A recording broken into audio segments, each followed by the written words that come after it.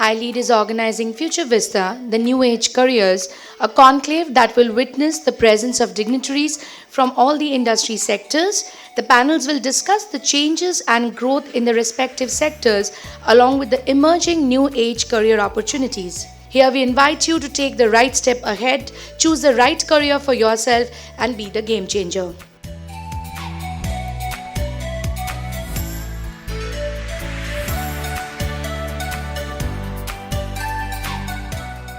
In 2012, there was this particular article that came out. This was written by Harvard Business Review called What is the Most Sexiest Profession of the 21st Century?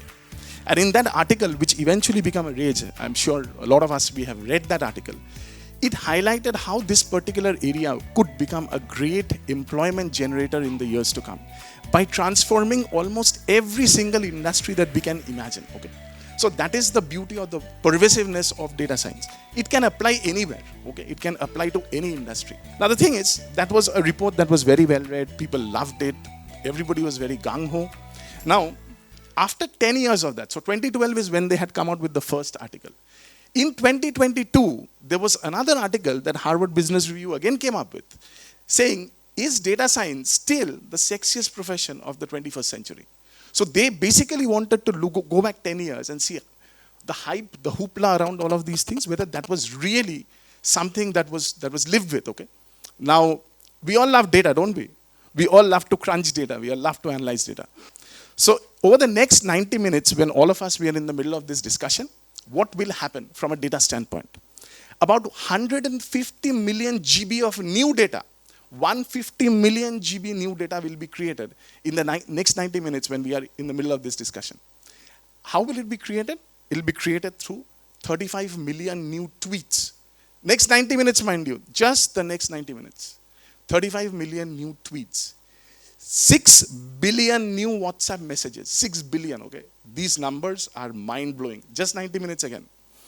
90 million seconds of new streaming content on things like Netflix, okay? People are going to watch that much of content. And then we're going to look at 15 billion new emails that are going to move from one part of the world to the other part. Just 90 minutes is what it takes to generate that much of data, okay? So Microsoft has invested so much of money on this particular platform. We understand that they are extending that investment into things like Microsoft Office Suite, Office 365, and then Azure, a lot of places, okay? So Anuj, what's the thought? Is it AI versus human intelligence, or is it AI and human intelligence? How do you look at it? I look at it as AI and human intelligence. I feel that innovations like these are there to help us instead of taking us out of the job. Uh, Innovations like this would actually free us to do more creative things and automate the most of the mundane stuff instead of giving our time onto small things which are which we know are very basic things. So if we look at the recent integrations, what Microsoft has done with chat gpt with its product, it actually helps you increase your productivity, whether you are a professional or whether you are a student. So it increases your productivity and gives you a more creative freedom to play around and innovate with your work. So for me it has been like personally it has allowed me to fast pace my learning into new areas. So if there's any topic I want to learn, it's my go to place to generate a plan for me and drill down to the very basic things. So I feel that technology and human intelligence is going to be there, go hand in hand. There is going to be ethical concerns as well, but I think we will be addressing those ethical concerns. We I So far what I have seen is the rapid pace at which the products, AI products, are coming up. Uh, it has helped us in a way to improve only. So I don't see that they are going to replace us anytime soon in a big way. What is the meaning of AI? I call it assisted intelligence or augmented intelligence. I would substantiate the words which were spoken. Uh, AI is not going to take our job. They are going to help us do more innovative and creative works. We have call centers, right? All the banks, all the financial institutions, insurance companies, they have these call centers uh, who keep on calling you, or you have some concern, you call them up to resolve your queries. And it was surveyed that 75% of the calls are not fruitful, right? Now that is where what we have done is we have used OpenAI technologies of Whisperer to transcribe the speech into text, feed the text coming from Whisperer to ChatGPT, and derive insights from the conversation, like number one, what was the buying intent of the customer, right? Number two, what call center executives could have done differently to resolve the queries. Okay, so you can understand now, if my call center executive has these insights and information on a real time basis, he can do wonders to his work and to his growth. So that is where the AI is going to only assist us, augment us, and be more innovative and creative in our day to day life. You see, sometimes, we loosely use the term data science and cybersecurity in parallel. We keep on saying, Acha, this student is in data science, this student is in cybersecurity. Do you see there is a convergence between these concepts, or should they run in parallel? So in order to discuss that, before that we need to first understand what is data. So every one of us are here, everyone are having smartphone, we are all capturing pictures, videos and all. So we are all generating data almost every day. Like we are having all the signals, you will be having cameras, so everything is generating data. But all those data are basically raw data. As we were discussing before the event, we are discussing casually. So data with having meaningful knowledge, so then it becomes information. So our fight is basically between data and information. So every data, whatever is available, it is not meaningful. So how we are processing the data, how we are making it meaningful, how we are able to have insights from the data, that becomes useful to us. And for that issue, when data becomes information, then cybersecurity becomes an interesting topic. So now from that topic, I'll give you an example. Now we are talking about AI, ML and everything, and you all know about Sophia, right? So we are also creating humanoids. So we are thinking Sophia can perform almost everything because she has been programmed with all possible emotions also. So she can perform it. But interestingly, she can perform all the possible emotions with the algorithm and the machine learning, artificial intelligence, all, but she cannot feel it. So that's the fundamental point between a difference between humanoid and human. So human points will never be isolated. So if we talk about cybersecurity, moment we are generating so much of data, we are operating so much of data, we are consuming so much of data, handling the data cautiously, handling the data privacy as a point is become very essential. And from that point, cybersecurity, big data, data science, those are converging. Because moment we are talking about data science, there are four possible aspects. One is, you all know, you are from this subject. Now you have heard about natural language processing, so NLP kind of terms, that's doing what? So there is basically comparing, understanding that human languages and then creating those bots, maybe virtual assistants. So then we are talking about computer visualization, we are talking about machine learning. So all those possible, whatever we are doing with data science, actually being backed up by cybersecurity only. Unless we can handle this data effectively, meaningfully and cautiously with the data privacy and data confidentiality, integrity in mind, actually we cannot handle data science in a proper manner. So unless and until we have good cybersecurity systems that come in and that can cover and protect that data, obviously customers will also be very anxious, right, in terms of sharing their data. And obviously it becomes a big issue, legal suits, and we've seen so much of damage that it does to a brand of a company. So then what we understand is that these things are not parallel issues or parallel things, but they actually have a convergence, one is with the other. So when you have the data, you got to know how to protect that. We all understand that these sort of situations will happen when we handle data. But we have to be more sensitive and we have to be more well planned about it. That's what my takeaway would be. But Dr. Paul, you've also done your research in this particular area. Anything you want to enlighten us with? We have started our session about the human intelligence with artificial intelligence, data science. First of all, very frankly speaking, these are some buzzwords nowadays. Keywords we are using everywhere. Artificial intelligence, deep learning, machine learning, data science, big data, digital marketing. But mind it, these are all under umbrella of artificial intelligence. These are all under the umbrella of data.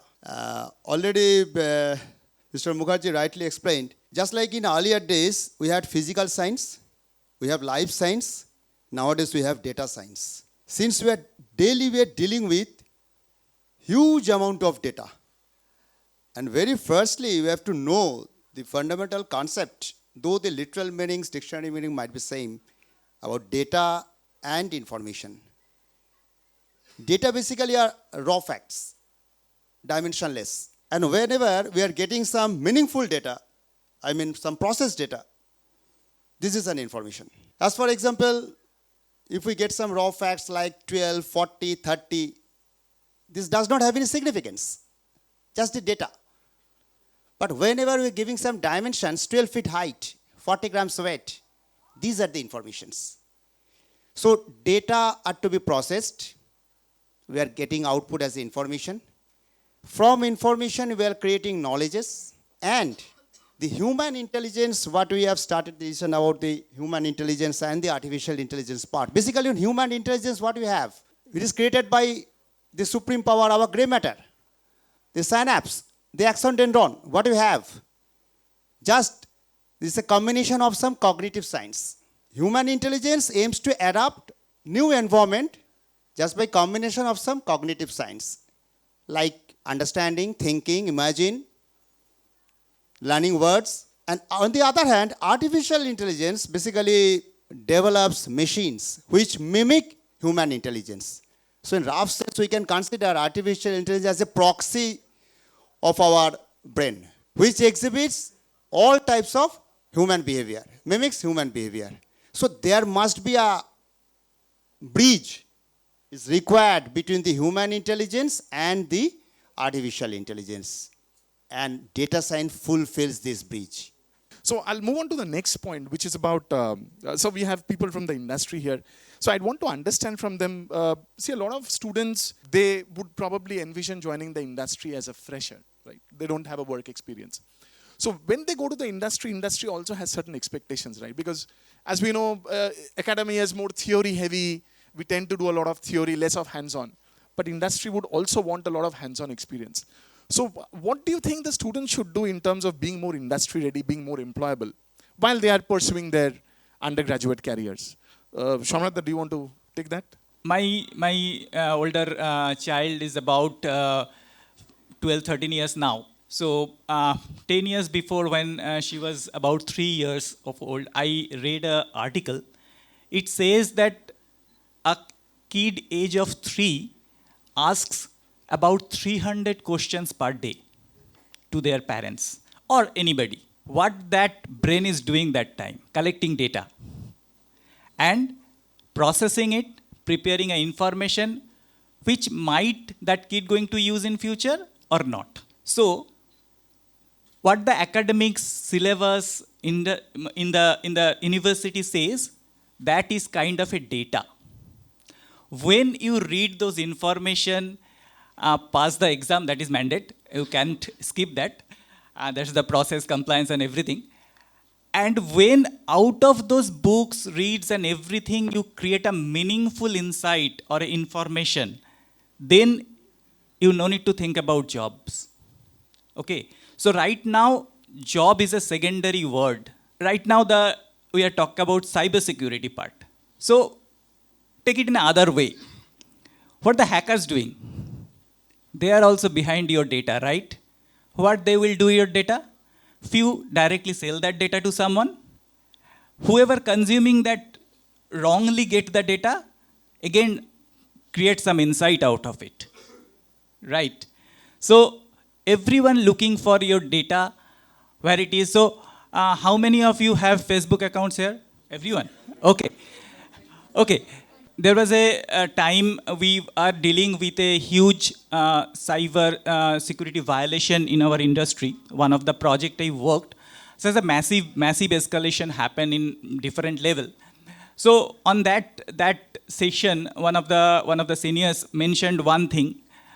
So if you are not in office, you have to do some office work. How easy you share your office credential to my friend? Can you log in and just submit my timesheet today? Or just send a mail?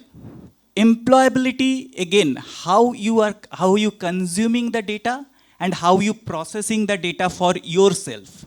That creates your employability. Everyone employable today. Okay, if you come from your home to this institute, you find everybody, whatever they are doing, means a bus conductor, a train driver, whoever, everybody creating data, creating their employability like that. So keep it an open mind, because I'm a little bit from the agile industry or the agile area. So keep it a mindset, whatever I am getting, how can I use that information or that expertise, that skill set for tomorrow? How that help me to survive tomorrow? It is not about any specific that data science, okay, I read these 3 books and that says these are the huge thing. Google says if you do this and you get a big fat paycheck, so don't go by that way. Whatever you are getting in your way, learning, use it in your practical life. As everybody says here, that we easily give the phone number, okay? So how they processing that information, think in the other side of it also. So that give you insight, because when I was in computer science, I was like all of you. At that time when I used to visit the banks, at that time the Finacle was the biggest product in the banking sector in India. So I used to try to shoulder surf that how that is working. So when they are pressing a button, how they calculating? Because I am from the age when, means everybody from here definitely, that when end of the quarter or year, the interest calculated manually. And that's why that bank holiday concept came in the 31st of March, right? So, but you think of that, when you are moving in the road, everywhere think how data getting processed, how that can be converted to an opportunity, industry ready to take you. There will be no gap, nothing.